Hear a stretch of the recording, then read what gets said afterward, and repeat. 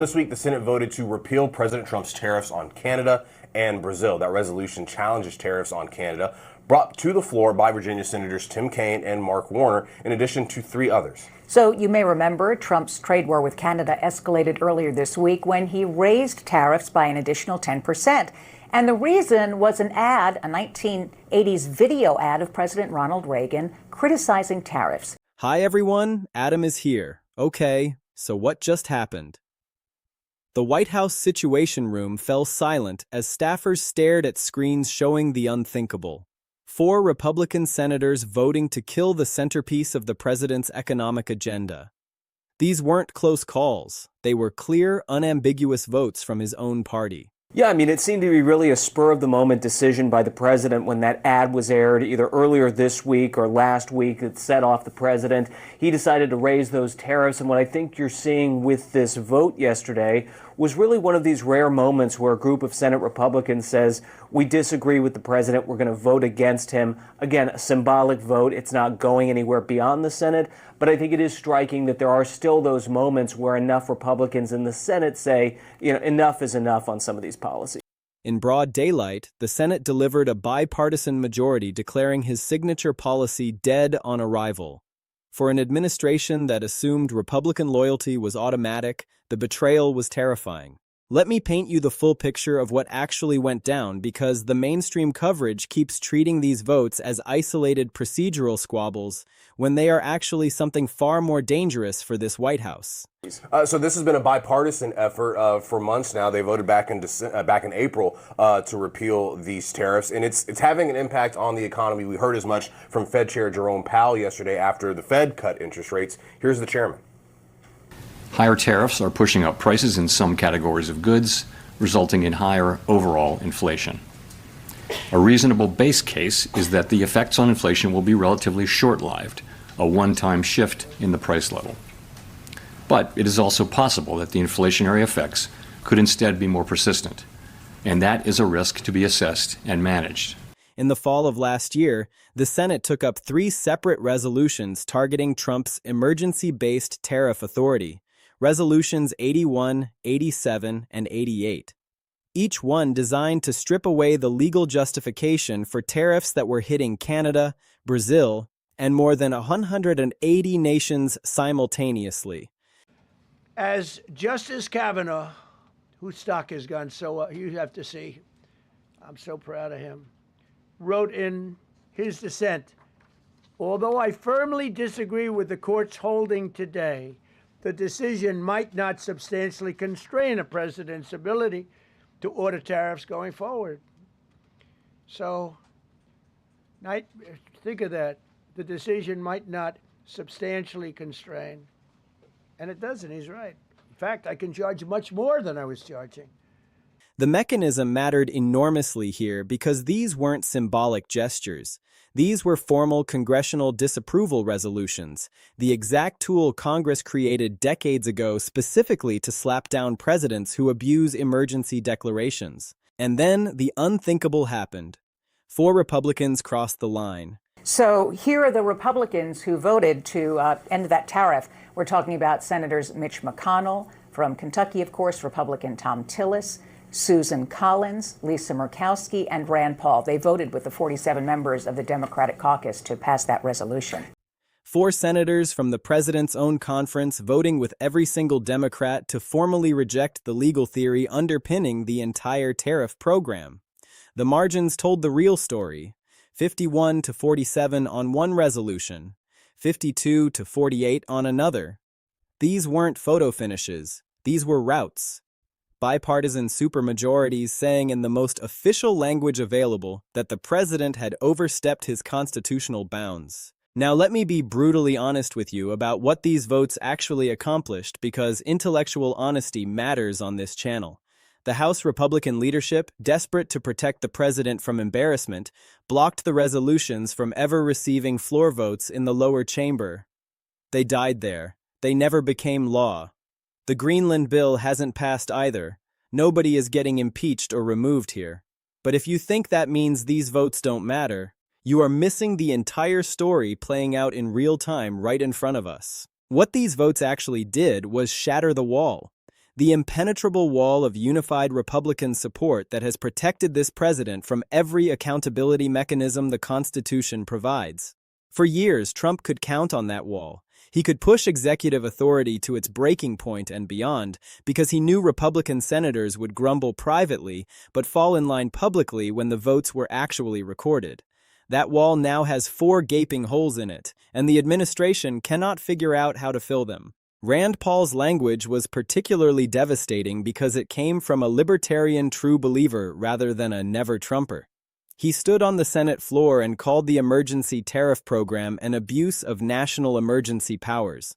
Those aren't the words of a political opponent making partisan arguments. Those are the words of a United States senator describing a president from his own party in language that would have been unthinkable just a few years ago. And here's the part that should terrify the White House. Paul was right. Months later, the Supreme Court validated his exact legal analysis, striking down the same tariff program on the grounds that it exceeded statutory authority under the International Emergency Economic Powers Act. But the tariffs were only half the story. While the administration was still reeling from those defections, a new threat emerged from an entirely different direction. 2 senators, Jeanne Shaheen of New Hampshire and Lisa Murkowski of Alaska, introduced legislation specifically designed to block any funding for occupying or annexing Greenland. Let that sink in for a moment. A Republican senator, Murkowski, formally co-sponsoring a bill to stop her own party's president from pursuing one of his highest-profile foreign policy obsessions. The bill's language was surgically precise. No federal funds could be used for any attempt to occupy or annex Greenland, period. Full stop. End of discussion. Shaheen's floor statement cut straight to the bone. She warned that Trump's Greenland push jeopardizes United States national security, not a policy disagreement, not a difference of opinion on diplomatic strategy. A sitting senator arguing that the president's foreign policy conduct actively endangers the country. And then Ron Wyden, the ranking member on the Senate Finance Committee, dropped a grenade that exploded across every political news desk in Washington. He issued a formal statement calling Trump's Greenland-related tariffs on European allies corrupt and illegal. And then he urged every member of Congress to repudiate what he explicitly called Trump's deranged campaign against Greenland. Corrupt, illegal, deranged. Read those words again. A United States senator using that language about a sitting president in an official capacity. That's not politics anymore. That's something fundamentally different. That's the breakdown of the normal restraints that keep interbranch criticism within recognizable boundaries. That's the sound of the separated power system starting to grind against itself in ways that produce real political consequences. Now here's what you need to understand about why these Republican defections matter so much more than the occasional rhetorical criticism that has followed Trump since 2015. Rhetorical criticism is noise. It's statements to reporters, tweets, cable news hits that generate headlines for a day and then disappear into the void. Rhetorical criticism doesn't change policy. It doesn't create legal constraints. It doesn't become part of the permanent congressional record that future courts and future Congresses can cite as evidence of official opposition. Formal legislative action is different. It's permanent. It's recorded. It's cited in legal briefs and floor debates for years afterward. When 4 Republican senators cast official votes to reject a presidential emergency declaration, that vote lives forever in the congressional record. It becomes a documented fact that can be referenced in impeachment articles, in court challenges, in future legislation designed to constrain executive power. The Supreme Court cited the constitutional concerns raised in those Senate votes when it struck down the tariff program. That's not coincidence. That's the system working exactly as designed. Let me break down the 4 defectors individually, because their coalition tells you everything about how broad the resistance actually runs. Susan Collins is the predictable moderate. She breaks with her party regularly on issues where Maine's political dynamics demand independence. Her vote surprised nobody. Lisa Murkowski is similarly unsurprising as a Republican who has built her brand on occasional defiance in Alaska's unique political environment. But Mitch McConnell, the former majority leader, the man who spent decades building the Republican Senate majority into a disciplined machine, His vote sent shockwaves through the conference that haven't subsided yet. McConnell wasn't making a state-specific political calculation. He was making an institutional argument about executive overreach from the most powerful Republican Senate position of the modern era. And then there's Rand Paul, the libertarian constitutional purist who votes his philosophy regardless of party pressure. Paul's opposition came from a completely different place than Collins or Murkowski. He wasn't worried about swing voters back home. He was worried about the constitutional structure itself. He looked at the emergency powers statute and concluded that using it for sweeping global tariffs violated everything the founding generation understood about the separation of powers. 4 Republicans, 4 different factions, all reaching the same conclusion independently. That's not a coordinated political operation. That's a genuine fracture in the governing coalition. The Greenland legislation adds a foreign policy dimension that makes the tariff votes look almost tame by comparison. The tariff fight was about economic policy and statutory interpretation. Important stuff, absolutely, but not existential. The Greenland bill is about something far more fundamental. It's about whether Congress will allow a president to use military force or public funds to annex the territory of a sovereign NATO ally. That's war powers territory. That's the kind of constitutional confrontation that the founders explicitly designed the system to produce when a president overreaches. And here's the convergence that should have every political operative in Washington rethinking their assumptions. The Senate voted in the fall. The Supreme Court ruled in February. 2 independent institutions, using completely different constitutional mechanisms on completely different timelines, without any coordination whatsoever, reached the exact same conclusion. The executive branch exceeded its legal authority. The legislative branch set it through the disapproval resolution process. The judicial branch set it through constitutional interpretation. That's not partisan politics. That's the separated powers system functioning exactly as designed to check executive overreach. Now let me tell you what this means for the midterms, because that's where the real story is heading. The House Republican majority is 5 seats. 5. That's nothing. That's a rounding error in a wave election. The Senate map favors Republicans this cycle, but favorability doesn't matter if your own senators are publicly breaking with you on recorded votes. Every Republican watching those 4 defectors is doing the same political calculation. Do I risk my career defending policies that even my own colleagues are calling corrupt, illegal, and deranged? Or do I start building distance now while there's still time? The administration is clearly terrified of where this is heading. You can see it in the frantic phone calls, the desperate outreach to senators who won't return messages, the quiet conversations about whether primary challenges might discipline the defectors back into line. But here's the problem with that strategy. Primaries punish disloyalty, sure, but they also require unified party support for the incumbent.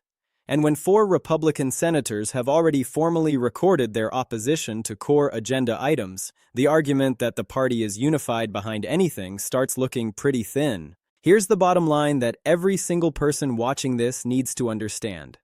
The wall is broken. It's not collapsed entirely.